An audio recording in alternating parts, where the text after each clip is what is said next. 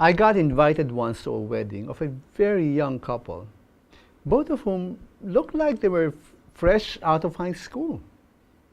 The thing that stood out for me was that the bride was obviously trying to disguise with her gown the fact that she already had a baby bump.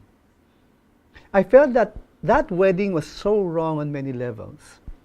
I hope I was not prejudging, but I thought the couple was going to have a difficult married life ahead.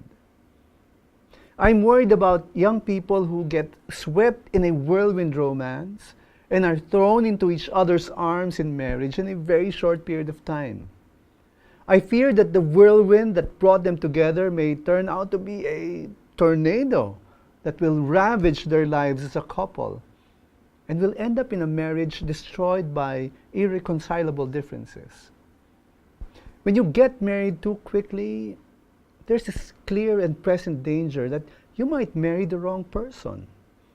Dito pa naman sa atin, no, walang divorce at ang annulment ay matagal at magastos na proseso. You cannot be separated from your spouse without serious consequences, physically, mentally, psychologically, emotionally, and spiritually. Kaya kung papasok sa isang seryosong relationship, hinay-hinay lang muna.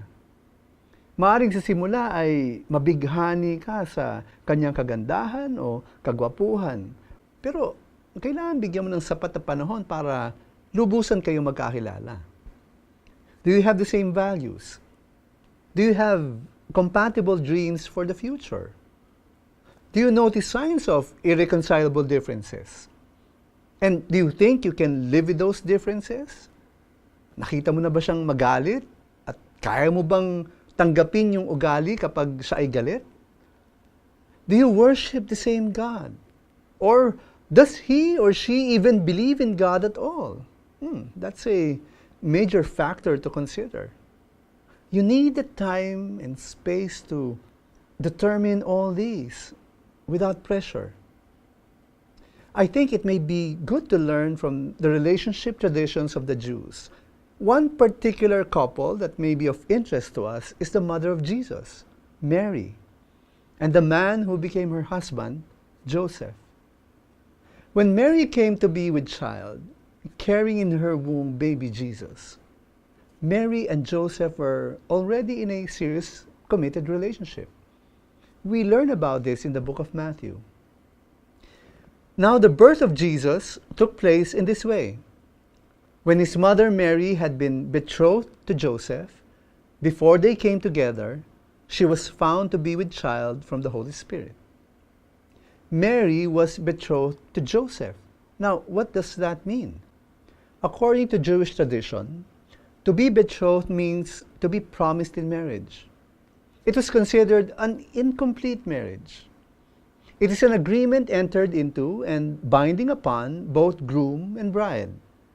And before the eyes of the people in the community, they were already considered as man and wife in all legal and religious aspects, except that of actually living together. Between the betrothal and the marriage is a period called sanctification, of being set apart.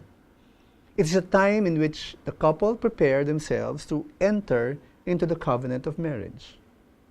Now, we may say betrothal is no longer appropriate in the 21st century, in this very postmodern society. Hindi na nga talaga uso ang long engagement, di ba? Pwede nating sabihin yun. But the principle behind this relationship practice is very sound. We need to get to know the other person better. When you enter into a serious relationship, I believe it must always be with a view to marriage.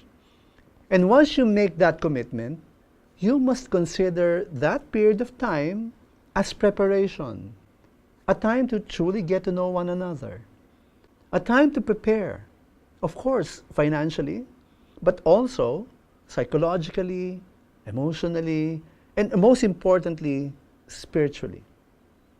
Especially if you're looking at forever. I mean, spending the rest of your life with the person you love. You need that time and space to really be prepared for, well, forever. Because in matters of serious, committed relationships, you may be surprised, but faith matters